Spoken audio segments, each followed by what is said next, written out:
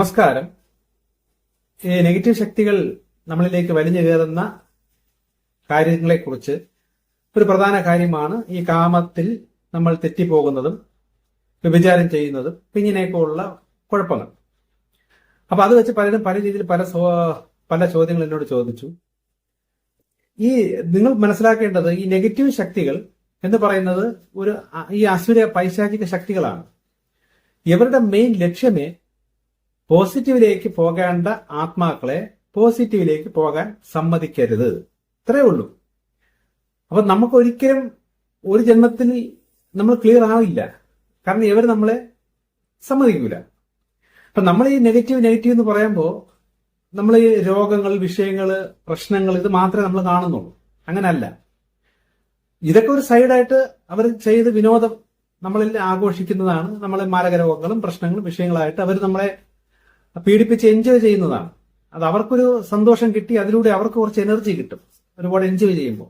അപ്പൊ നമ്മൾ തന്നെ കേട്ടിട്ടില്ലേ, നമ്മൾ ഒരുപാട് ചിരിക്കുന്നതും കോമഡിയൊക്കെ കണ്ട് നമ്മൾ ചിരിക്കുന്നത്, മനസ്സറിഞ്ഞ് സന്തോഷിക്കുകയൊക്കെ ചെയ്യുമ്പോൾ നമ്മൾ ആയുസ് കൂടും എന്നൊക്കെ പറഞ്ഞ് കേട്ടിട്ടില്ലേ. കാരണം ഈ ചിരി എന്ന് പറയുന്നത് ഒരു എനർജിയാണ്.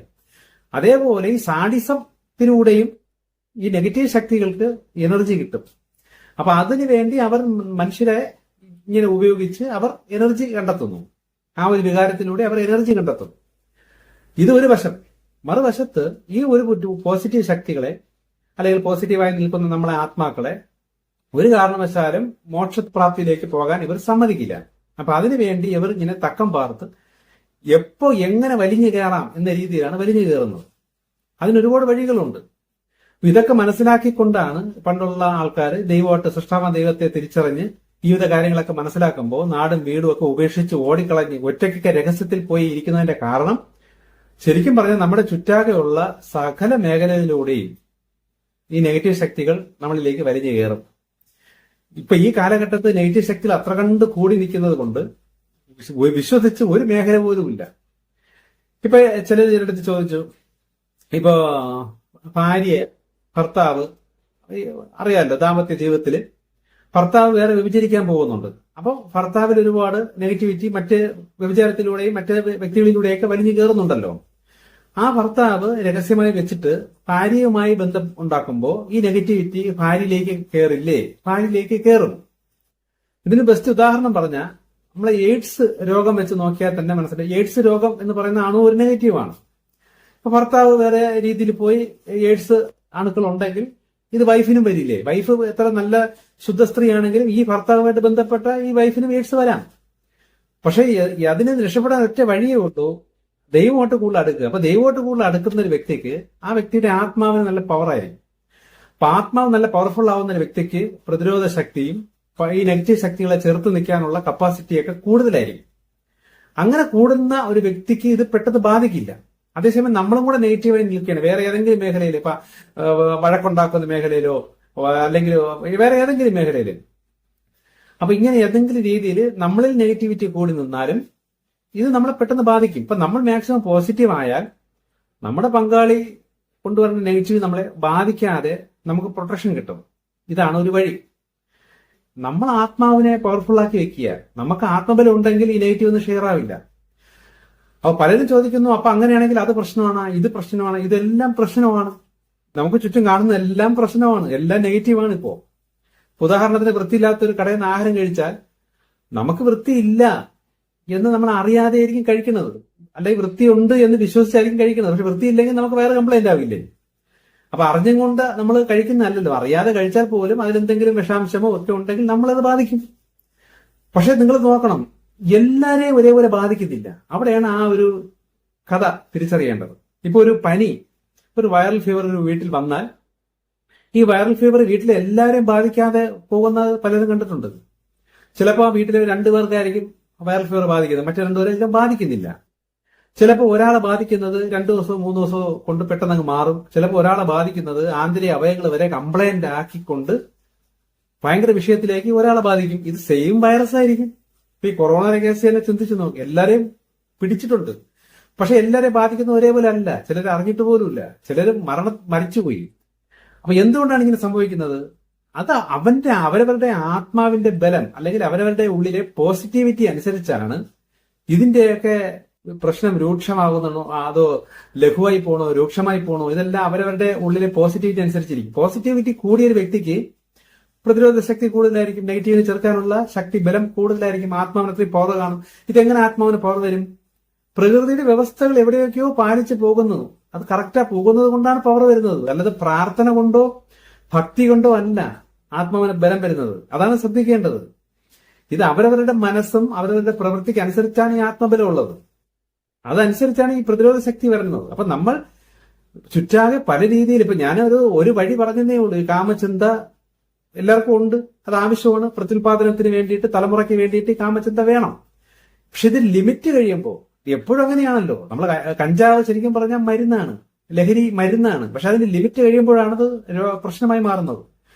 അതേപോലെ കാമവും ലിമിറ്റ് കഴിയുമ്പോഴാണ് ഈ പ്രശ്നമായി മാറുന്നത്. ഈ ലിമിറ്റിനകത്ത് നിന്നും കൊണ്ട് സ്വന്തമായ ഭാര്യയോട് നമുക്ക് ആവാം, പക്ഷെ ലിമിറ്റ് കഴിഞ്ഞു പോകുമ്പോൾ നമ്മളത് തെറ്റായ രീതിയിൽ ഓരോന്ന് ചെയ്യാൻ തുടങ്ങും, പ്രവർത്തിക്കാൻ തുടങ്ങും, ചിന്തിക്കാൻ തുടങ്ങും, ഭാവന ചെയ്യാൻ തുടങ്ങും. അങ്ങനെ വരുമ്പോഴാണ് ഇതെല്ലാം നെഗറ്റിവിറ്റിയായി മാറുന്നത്. ഇത് ഒരു കാര്യം. അതേപോലെ ദേഷ്യം വരണത്. ഇപ്പൊ ചിലർ പറയും ദേഷ്യം ഞാൻ ഒരുപാട് കൺട്രോൾ ചെയ്യുന്നു, എത്ര കൺട്രോൾ ചെയ്തിട്ടും പറ്റുന്നില്ല. ദേഷ്യം വരേണ്ടടുത്ത് ദേഷ്യം വരണം. ദേഷ്യം എന്ന് പറഞ്ഞ ഒരു വികാരം നമുക്ക് വേണം. അഹങ്കാരം എന്ന് പറഞ്ഞ വികാരം നമുക്ക് വേണം. വൈരാഗ്യം വേണം. എല്ലാം ഒരു അളവ് വെച്ചിട്ടുണ്ട്. ഇതൊക്കെ കൊണ്ടേ നമുക്ക് ഈ ഭൂമിയിൽ മനുഷ്യനായി ഈ ജലത്തിന്റെ ഇടയിൽ ഈ കാലഘട്ടത്തിൽ ജീവിക്കണമെങ്കിൽ നമുക്ക് എല്ലാം അതിൻ്റെതായ അളവിൽ ആവശ്യമുണ്ട്. പക്ഷെ ഈ അളവ് തെറ്റുമ്പോഴാണ് പ്രശ്നം. ഇപ്പം അമിതമായാൽ അമൃതും വിഷം എന്നൊരു ചൊല്ലില്ലേ, അതേപോലെ ഒരു അളവിൽ നിൽക്കണം. അപ്പൊ ഈ നെഗറ്റീവ് ശക്തികൾ എന്താണ് ചെയ്യുന്നതെന്ന് വെച്ചാൽ ഈ അളവിനെ തെറ്റിക്കും. അതാണ് പ്രധാനമായി നിങ്ങൾ മനസ്സിലാക്കേണ്ടത്.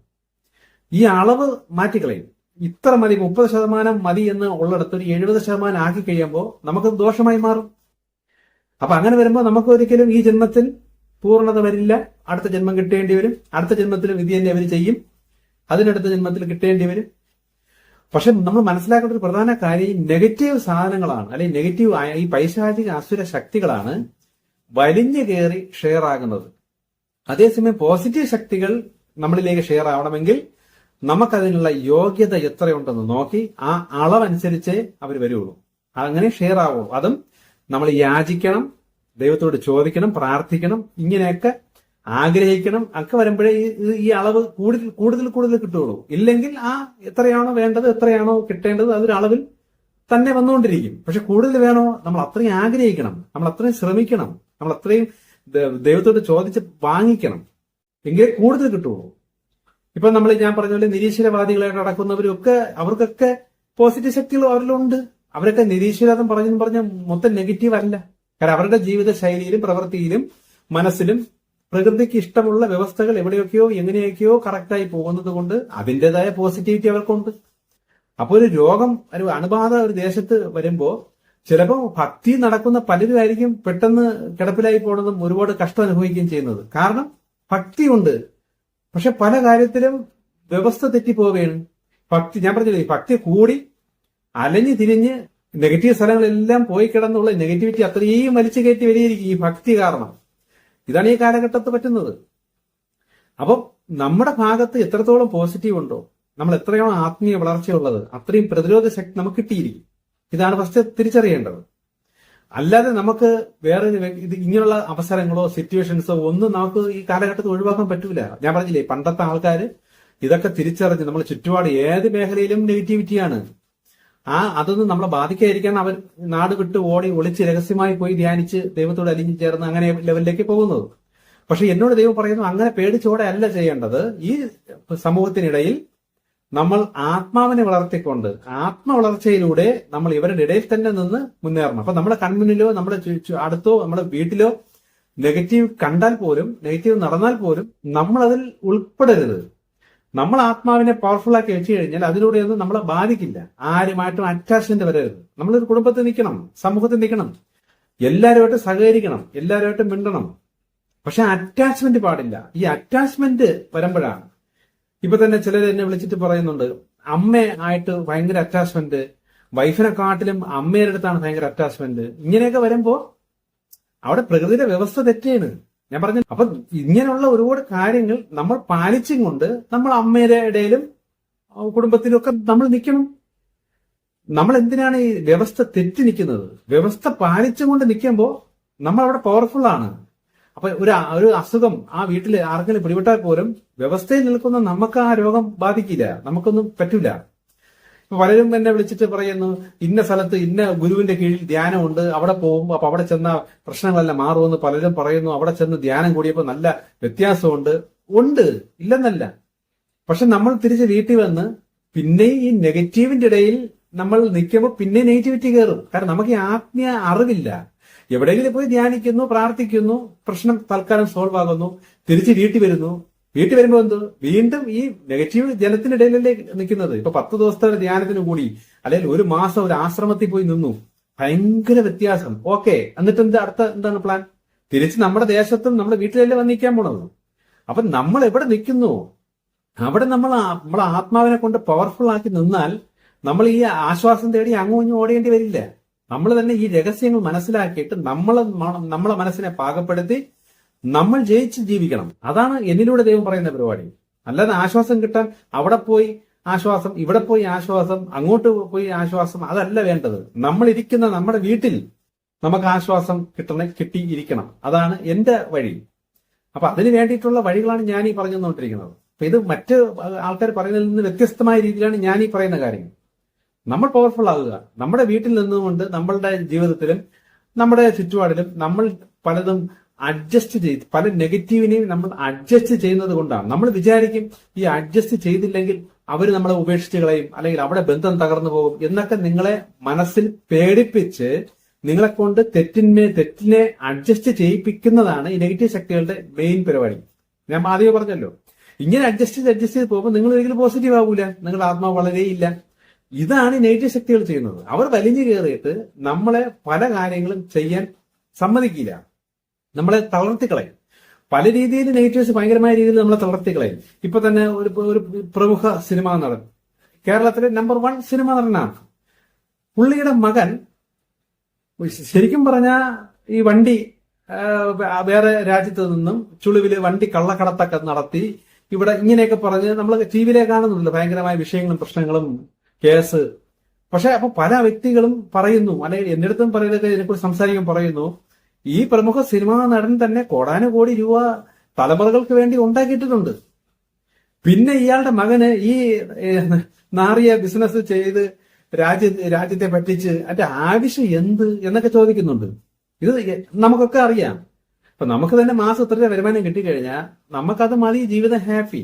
ഇത് കോടിക്കണക്കിന് രൂപ ആസ്തി ഉണ്ടെങ്കിൽ പോലും വലിയ വലിയ മുതലാളിമാർക്ക് കോടാനുകോടി രൂപ ഗൾഫിൽ നിന്നും അവിടെ ഇവിടെയൊക്കെ പോയി സമ്പാദിച്ച് കൂട്ടിയവരുടെ മക്കൾ ഇവിടെ ചെയ്യുന്നത് വെറും വൃത്തികെട്ട ബിസിനസ്സുകൾ ചെയ്ത് കച്ചവടം, മയക്കുമരുന്ന് കച്ചവടം, ഇതൊക്കെ ചെയ്താണ് ഇവിടെ ഈ അച്ഛന്റെ പേരും വിലയൊക്കെ നാണം കെടുത്തിക്കൊണ്ടാണ് ഓരോ കാര്യങ്ങൾ ചെയ്യണത്. ഇതിന്റെ ആവശ്യം എന്താണ്?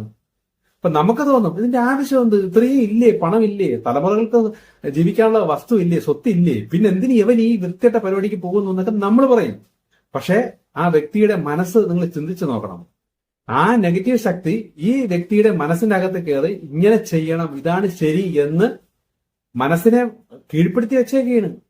അപ്പൊ ഉള്ളിൽ നിന്ന് ഇങ്ങനെ ചെയ്യണം എന്ന് പ്രേരണ വരുന്തോറും ബാക്കി ഒരു കാര്യങ്ങളോ ബോധത്തിൽ വരില്ല. കാരണം അത്രയും നെഗറ്റീവ് ശക്തിയുടെ കീഴിൽ അടിമപ്പെട്ടു പോയി. അപ്പൊ അങ്ങനെ ചിന്ത വരുള്ളൂ, അവർക്ക് അങ്ങനെ ചെയ്യാൻ പറ്റുള്ളൂ. അതാണ് ഈ അടിമപ്പെട്ടു പോകുന്നത്. അല്ലെ നെഗറ്റീവ് നമ്മളെ നിയന്ത്രിച്ചുകൊണ്ട് പോകുന്നതിന്റെ മെയിൻ കുഴപ്പം അതാണ്. നമ്മുടെ ഉള്ളിൽ ശരി എന്ന് കിട്ടുന്നതെല്ലാം വെറും മണ്ടത്തരമായിരിക്കും. ഇതെല്ലാം നെഗറ്റീവ് ശക്തി തരുന്നതായിരിക്കും. അങ്ങനെ നമുക്കതേ തോന്നുള്ളൂ. ഇപ്പൊ തീവ്രവാദം നമ്മൾ കണ്ടില്ലേ, മുസ്ലിം തീവ്രവാദികളൊക്കെ കാണിക്കുന്ന പരിപാടി ഉണ്ടല്ലേ, അവരുടെ മനസ്സിലത് 100% ശരിയെന്ന് പറഞ്ഞാണ് ചെയ്യുന്നത്. ബാക്കിയുള്ള സകലർക്കും മനസ്സിലാവുന്നുണ്ട് ഇത് വെറും മണ്ടത്തരമാണ്, ഇതിന്റെ ഒരു ആവശ്യമില്ല, വെറും ദുഷ്ടത്തരമാണെന്ന് എല്ലാവർക്കും മനസ്സിലായാലും ചെയ്യുന്നവർക്കത് തോന്നൂല. ചെയ്യുന്നവന്റെ വിചാരം ഇതാണ് ശരി. ഇതാണ് ഈ നെഗറ്റീവ് ശക്തികൾ ചെയ്യുന്ന പരിപാടി. മനസ്സിനെ കീഴ്പ്പെടുത്തിയിട്ട് മനസ്സിൽ തോന്നലുകൾ തന്ന് നിരന്തരം തോന്നിപ്പിച്ച് നമ്മളെ തെറ്റായ കാര്യത്തെ ശരിയാക്കി നമ്മളെ ജീവിതം നശിപ്പിച്ചുകൊണ്ടേയിരിക്കും. അപ്പൊ ഒരിക്കലും നമുക്ക് ആത്മവളർച്ച വരാനോ ഈ ജന്മത്തിൽ മോക്ഷം ലഭിക്കാനോ ഈ നെഗറ്റീവ് ശക്തികൾ സമ്മതിക്കില്ല. മനസ്സിനെ കീഴ്പ്പെടുത്തി, കണ്ടില്ലേ, സ്വന്തം അച്ഛനെ മകൻ വെട്ടിക്കൊല്ലുന്നു, അമ്മ മകളെ ഇങ്ങനെ ചെയ്യുന്നു, കൊച്ചു കുട്ടിയെ ശ്വാസം മുട്ടിച്ച് കൊല്ലുന്നു. അപ്പൊ ഇങ്ങനെയൊക്കെ നമ്മൾ കാണുന്നത് ശരിക്കും ഇവരുടെ മനസ്സിനെയൊക്കെ നെഗറ്റീവ് ശക്തി കീഴ്പ്പെടുത്തി അവർ ഈ നെഗറ്റീവിന്റെ തോന്നലുകളിൽ അടിമപ്പെട്ട് കിടക്കുന്നതാണ്.